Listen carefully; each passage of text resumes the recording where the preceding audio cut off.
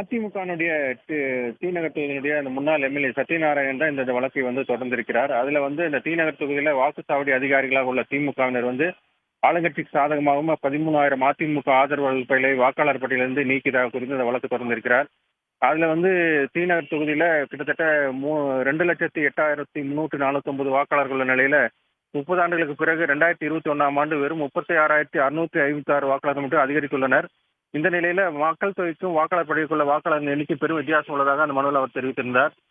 தொகுதியில அதிமுக ஆதரவாளர் 13,000 பெயர்கள் வாக்காளர் பட்டியலில் நீக்கப்பட்டுள்ளதாகவும் இறந்தவர்கள் பெயர்கள் நீக்கப்படவில்லை என்றும் இது சம்பந்தமாக தேர்தல் ஆணைய அதிகாரிக்கு புகார் மனுக்கள் அனுப்பி எந்தவித நடவடிக்கை எடுக்கப்படவில்லை என்று தெரிவித்திருந்தார்.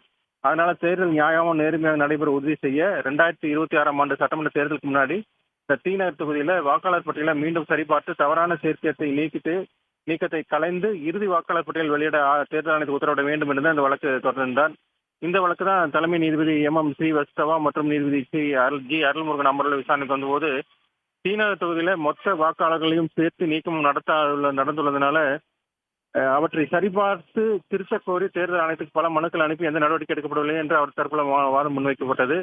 தேர்தல் ஆணையம் தரப்புல என்ன தெரிவிக்கப்பட்டது என்றால் நாடு முழுவதும்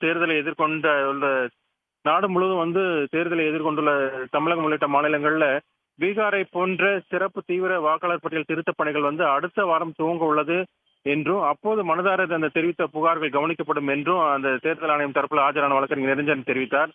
மனுதாரர் தரப்பு கோரிக்கை ஏற்று வழக்கை அடுத்த வாரத்துக்கு தள்ளி வைத்த நீதிபதிகள் அந்த பீகார் சிறப்பு தீவிர திருத்தப் பணிகளுக்கு எதிரான வழக்கில் உச்சநீதிமன்றம் பிறப்பித்த உத்தரவுகளின் நகலை தாக்கல் செய்ய தேர்தல் ஆணையத்துக்கு உத்தரவிட்டு வழக்கை ஒத்திவைத்திருக்கிறார்கள்.